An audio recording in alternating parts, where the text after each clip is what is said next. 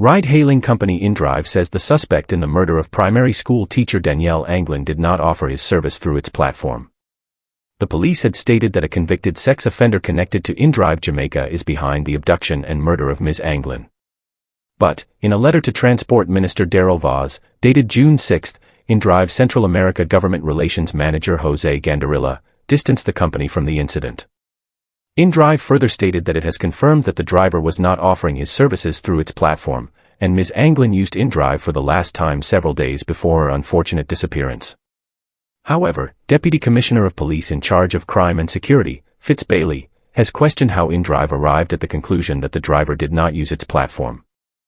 That the police has not disclosed the name of the suspect, neither have we disclosed the telephone numbers of the suspect, nor have we disclosed the telephone numbers of the deceased. It is also to be noted that if they have accurate record, I would have thought that they would include the specific date when they allege that the victim actually used their service. They indicated in the response that it was several days before. Was it their day and time that they can specify to put more credibility to what they are saying? Is to come forward and give us what they have if they do have those information.